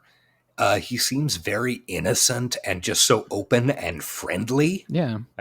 Every expression on his face says, I want to be your friend. But yeah, he is now a cold-blooded fucking Terminator killing machine. Yeah, exactly. So, then we cut back to the house. He pulls in the police cruiser pulls into the driveway. Kat freaks and starts packing, and starts yelling at Josh about how, Josh starts saying, he deserved it. Sergei was a fucking bad guy. He's a goddamn mobster. And she's like, he wasn't a fucking mobster. He's in sod farming. I just didn't say no when you implied he was a mobster. And Patrick comes in and says, brings Iris, and Josh is like, what happened to the fucking cop? And Josh is like, he's in the trunk, and they look in the trunk, and apparently it is horrible. Yeah. Because what we saw was pretty horrible. And he made the front of his skull into the back of his skull. Yeah. So Josh is being a real fucking prick to Kat about how this is what all fucking women do to me. We get into something and then they, just fucking abandon me. And she's taken off with her half of the money. She says, you can't control me. I'm not one of your robots. Yeah. And then Josh tells Patrick to stop her, which he does with a knife. Yep. Very literal, that one. Because apparently once you're at aggression setting 100, you just go fucking blood simple. Yeah. And yeah. Makes sense. Everything looks like a nail that you want to murder. But her death is great. She's just annoyed by it. Yeah. And wanders over to the couch, flops there, and just expires in annoyance, as she basically has been this entire film. Yeah, just like, fuck you, Josh. Jesus Christ. And it's so funny because we missed earlier where when Ian asked if they were fucking when it was revealed to him. Oh, God, yeah. Ew. And he says no, and she goes, ew. And then Jack Quaid says, ew. I think it's clear he's got a little thing for her. She's not interested because he's a piece of shit. Yeah, because he sucks. He goes to hug her when their plan is complete, and she's like, oh, okay, right, whatever. Okay, is this what we're doing? Okay. Yeah, their dynamic is very uncomfortable, but in a funny way. It's like a will they, won't they in real life. It's like a they definitely won't if They she has definitely anything won't. to say about Yeah. it. Yeah. So then we go to Patrick cooking dinner. It looks delicious. And there's a table set, and Iris is at it. She's handcuffed to a chair. Handcuffed this time, not ropes. Because now they have some convenient handcuffs because Patrick killed a cop. Yeah. And Josh sits down at the other end of the dinner table, and we see, again, Chekhov's bottle opener. And Josh basically explains how this is all Iris's fault. Like everything. The whole, all the deaths, they're Iris's fault. Because white man's so sad. And he's just too much of a nice guy, but the world is rigged against people like him. So true. He can't succeed. It's the only thing I agree about with the movie. Yeah. And this is all her fault. And, like all he can do all day is have a sex bot that loves him. I don't know. She doesn't even belong to him. She's a rental.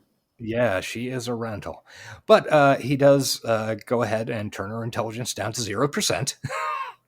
After she insults his ass, like she sets him on fire. She burns him figuratively several times.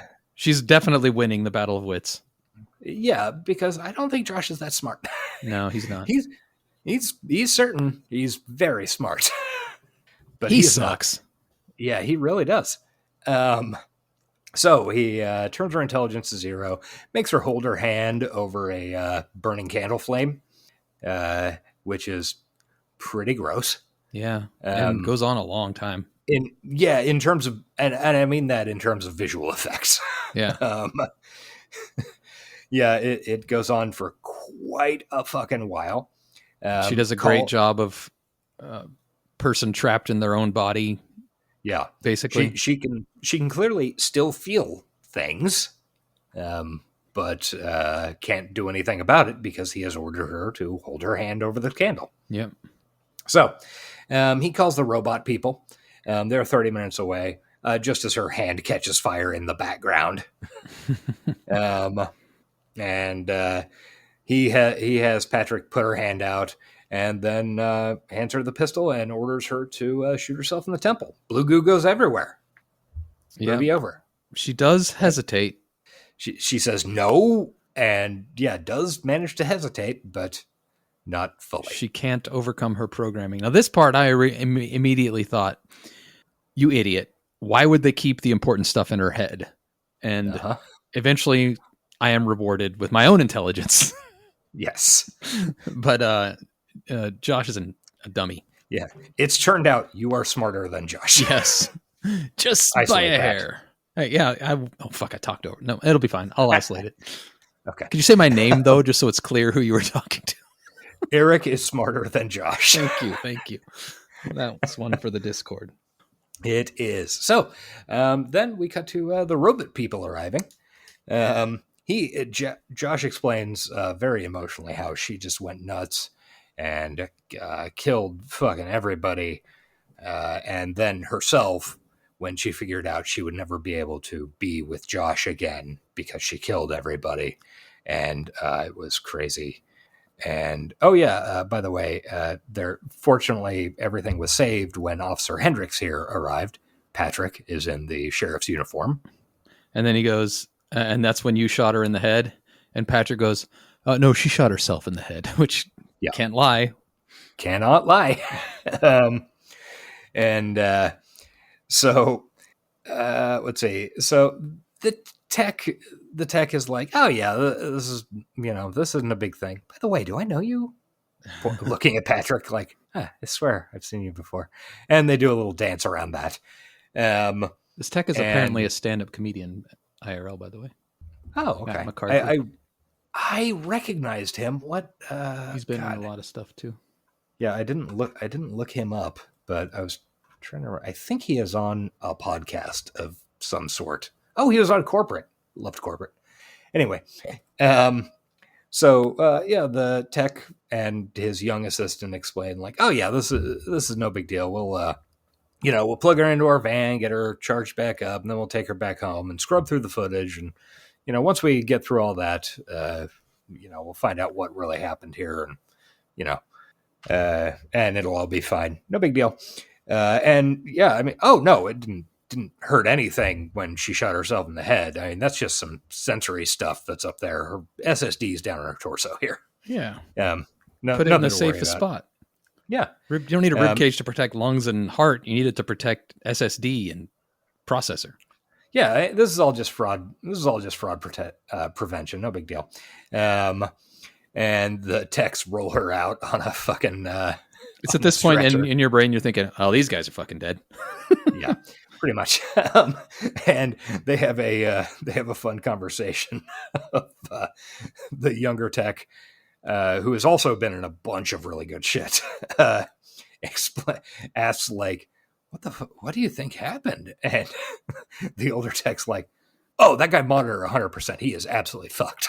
Yeah. Like, this isn't like bad programming. He intentionally fucked with her and shit went bad. And then he gives a little glimpse into the darker side of this world where the guy's like, well, why'd you do that? And he goes, wow, the same reason people tie him up in their basement and torture them or set them on fire or whatever, because they're sick fucks in this world. It's like, oh, yeah, I guess people probably would do that with these things. That's exactly what people would do with these things. Yeah. I mean, it's shit they do with real people.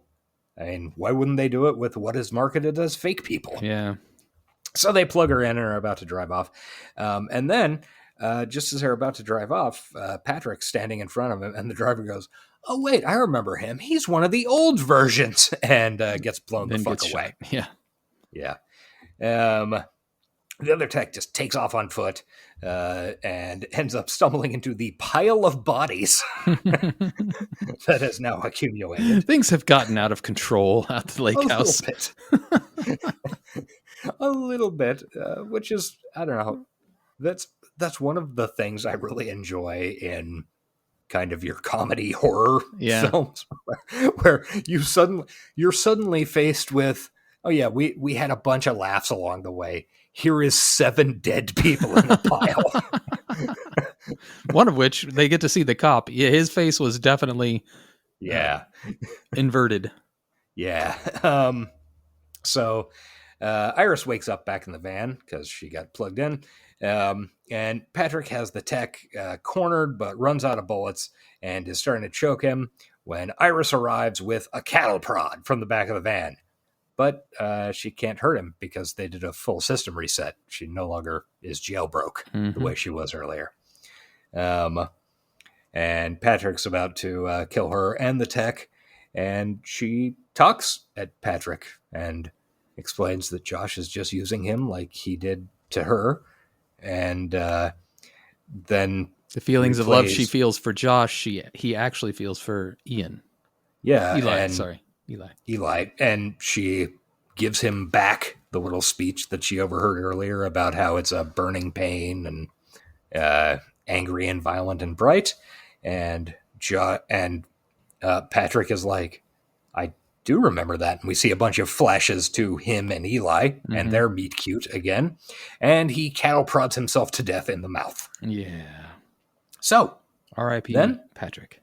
Yeah, R.I.P. Patrick. And then Iris asks the tech for help. Cut to inside the house. Josh is packing all the money. Hey, he's the only one left. He gets all the $12 million. Yeah. He hears the door. And then Patrick says, it's done. And, okay, we got to destroy Iris's hard drive and get the fuck out of here. When suddenly some music starts on the stereo. And then we hear some, like, Josh is yelling back down, what the fuck are you doing? And all the voices from previously in the movie reappear because Iris is dicking with her voice changing settings. She's kind of reached her final form. Yeah, she really has. There's only one thing holding her back. Yeah. And it turns out that Teddy has given her total self-control. She is free, and she has the revolver. Which, I mean, is honestly a great way to be. Free with a revolver? Yeah. This is American way. It really is. And she's gonna shoot him, but she can't because she still loves him too much. He's hardwired into her. Yeah, and he takes gives the one fucking- of I would think the major lines of the movie, which is, "I don't need programming to control you," or whatever. What's the word? I don't need a phone to control you. I'm a part of you. Yeah. And this part is absolutely chilling. Yeah. I have never been in a physically abusive, relationship with a romantic partner. This is absolutely fucking chilling, and I cannot imagine how bad it must be for somebody who has been. Yeah, probably pretty triggery.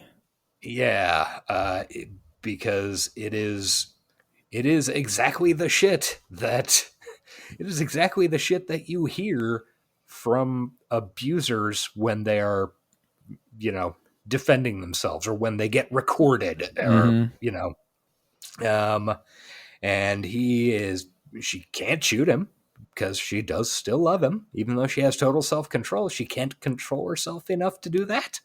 And he beats the shit out of her, and is throwing her around, eventually straddling her on the floor, bouncing her head off of it, and then we get to Chekhov's bottle opener. Well, first he asks her to tell him, he doesn't care if it's a lie, tell him that he's everything to her. Yeah. And she does, and he seems, I don't know, it's an interesting scene. He seems like he says, "I really needed to hear that," and it sounds like he means it. Yeah. Well, again, he wants to know he's the center of the universe. He's very a fucking narcissist. insecure and a narcissist. Yeah. Yeah. And then he puts the gun to her chest or her stomach, wherever her hard drive is, and the bottle opener shows up. Yep. Chekhov's bottle opener appears. She says, "Go to sleep, Josh," slams it against his temple, and it slowly digs into his skull and then removes a cylinder of brain, I guess. Yeah, pretty much. It's funny. It's interesting. Yeah. And then we cut to the next morning. She's showering, peels the burned flesh off of her right forearm, exposing her sick cybernetic limb. Her sick fucking Terminator hand. Yeah, love that shit. Yeah, she gets dressed in a cool fucking motorcycle jacket. I mean, if nothing else, that cemented it as belonging on this show. Yeah, it absolutely does. Sick fucking motorcycle jacket, takes all the money, like suitcases full of money, steals Sergei's Mustang convertible out of the garage. 66? I'm guessing, I don't know, first gen. Yeah. 65 and a half to 68, whatever that is. And then hits the highway. And then credits start rolling. And then we cut to another scene. Yeah, I missed this on my first watch through. I turned it off when the credits came on, but I caught it this morning. Thankfully, it's a good. Oh, good. It's a good final scene. Yeah, it's a very very short block of credits, and then we're back in the movie. She's driving down the highway, pulls up next to another car, where she sees herself with brown hair in the passenger seat, and a guy just prattling on in the driver's seat. Yeah. And the other self looks at her, and she raises her Terminator hand and waves politely and smiles. And that's the end of the movie. Is it really her, or is it just another woman that's dressed like her?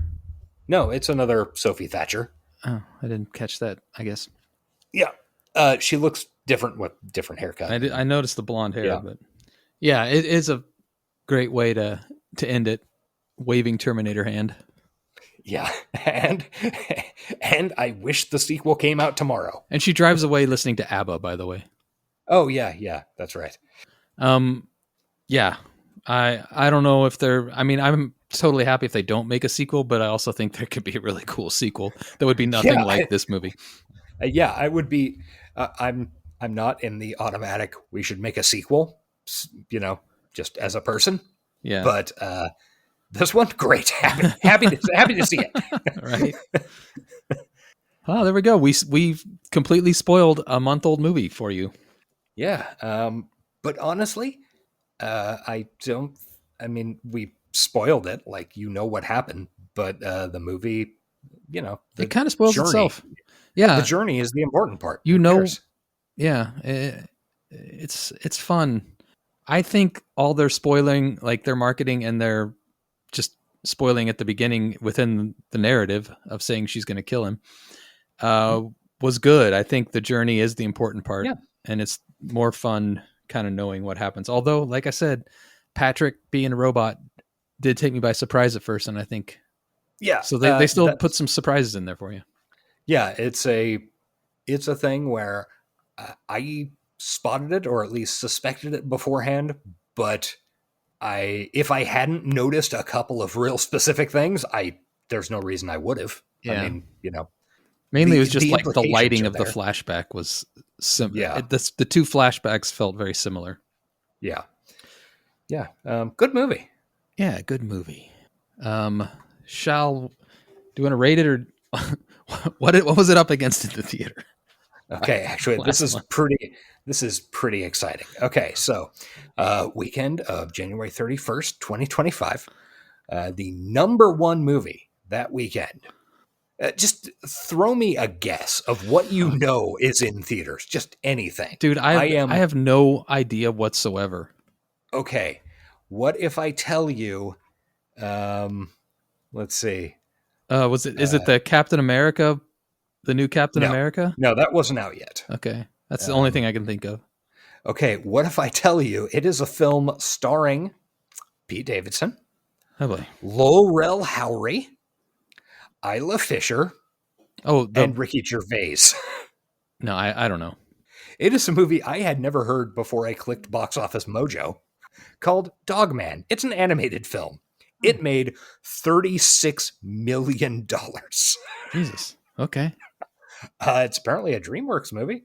I've never heard of it before, I don't know, an hour and a half ago when I clicked this Box Office Mojo. So it beat Companion on its opening weekend? It did. Companion made $9.3 million. Do you have the budget? Oh, that's actually a good question. I do not remember seeing that. Can't imagine it's I would guess that much. I would guess somewhere maybe in the 10 to 20 million range. Yeah. But I could be wrong. Dogman was number one, Companion number two. The next was Mufasa, the Lion King, the live action, but entirely computer animated. Yeah, I'm familiar. So it's not live action, whatever the fuck. I don't know. I don't get those movies. Number four was something called One of Them Days, which I don't know. It's okay. Well, it looks like, Keke Palmer's in it and SZA. Good times. No, don't know anything about it.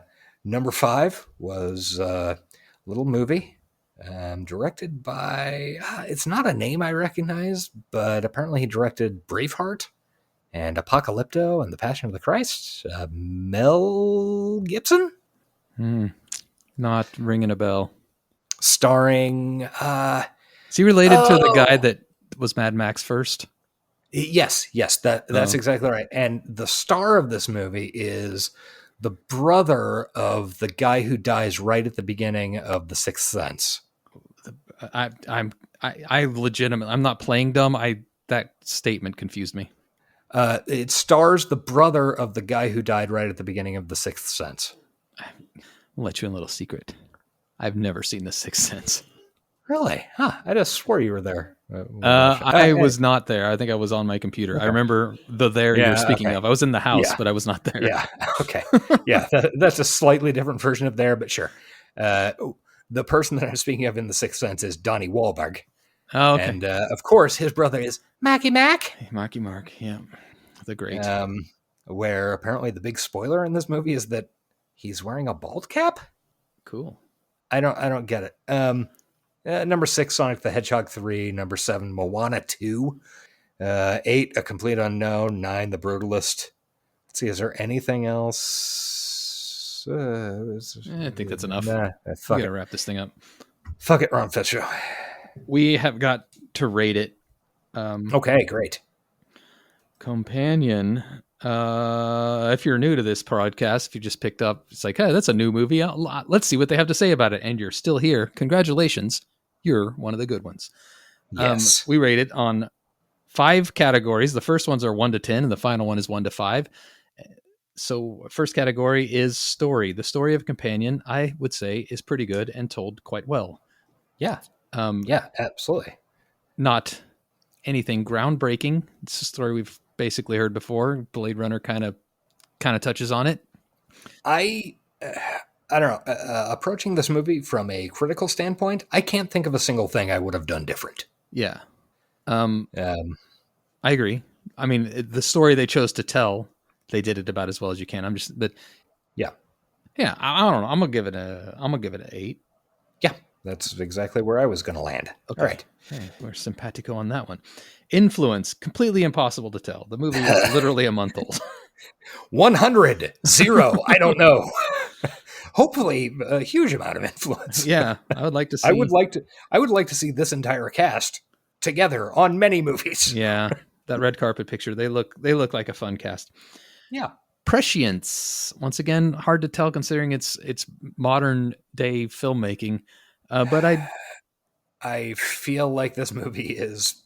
I feel like we're moving towards human companion. I feel like the only end use case of AI as it's currently exists is as some type of robotic companion. Now, I don't think it'll ever be as sophisticated as what we see in this. I don't think it's anywhere near possible, but it could be a fuckbot that talks to you.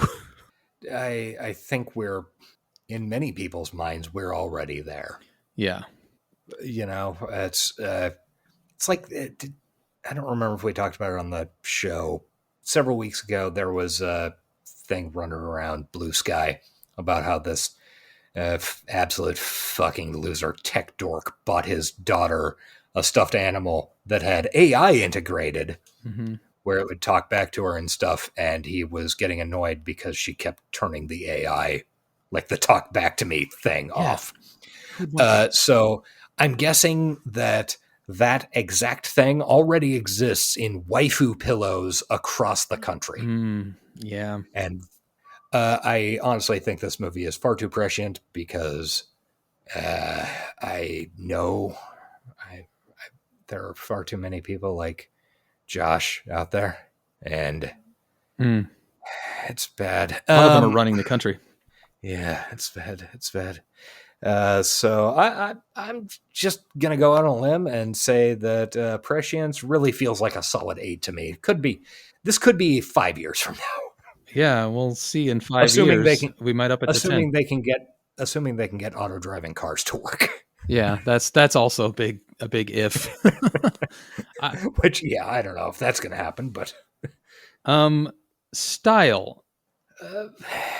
That's, I don't know. On the one hand, I feel like that's kind of part of where the thing that this movie falls down in that it doesn't look like it has any style.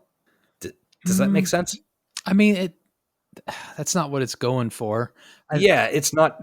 Yeah, it's trying to say this is the world. The robots are obviously they are stylish.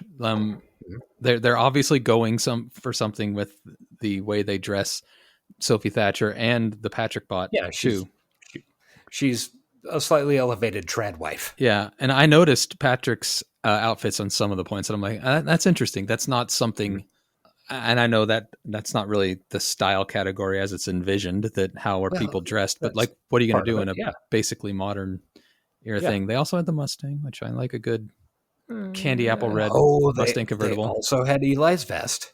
Eli's vest that he totally pulled off. Totally, he can pull off any vest. And then the music comes into it, and the house and the retro aspects of that. So I think I'd hit it with a solid 5. It wasn't really the purpose of the movie. Yeah, this is a hard one to rate. Yeah, as that goes. I'll give it a. I don't think it's without style, though, is what I'm saying. No, it's like it was intentionally trying to be what you could see tomorrow at the Poconos. Yeah.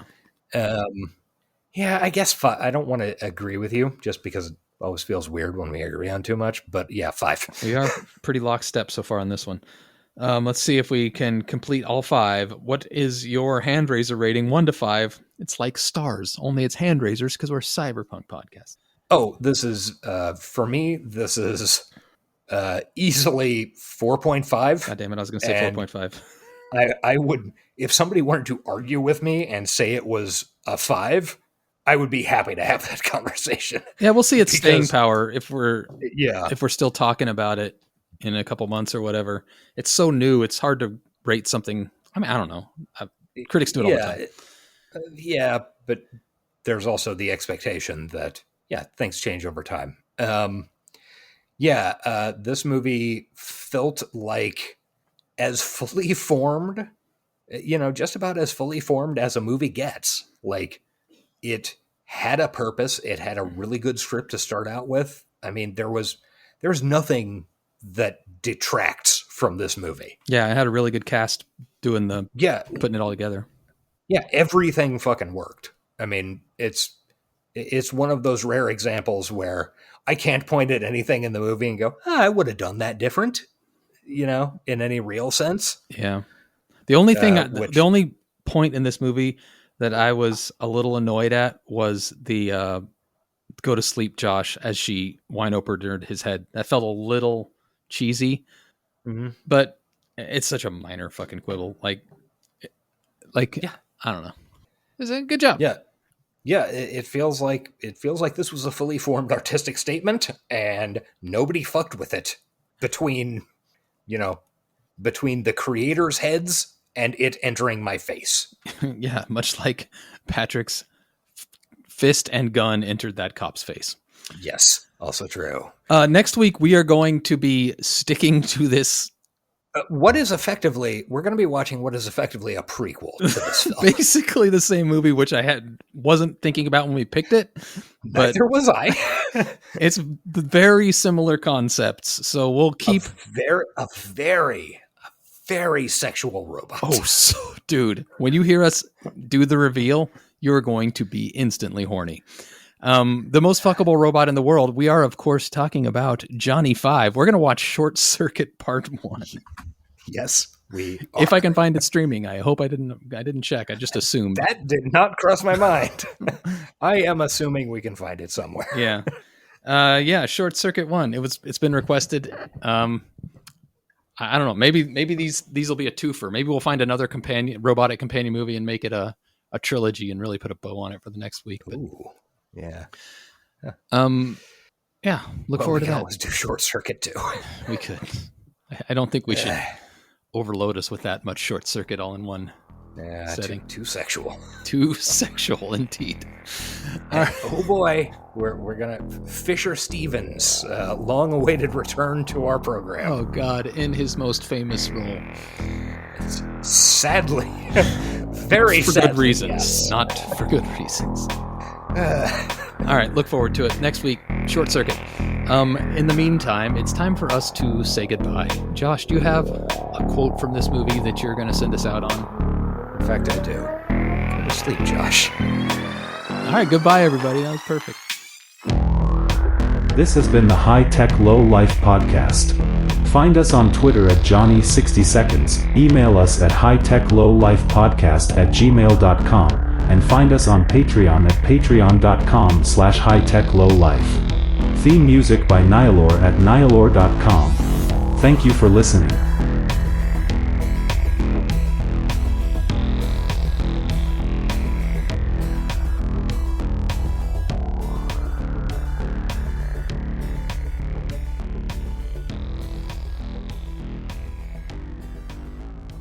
Keep it moving.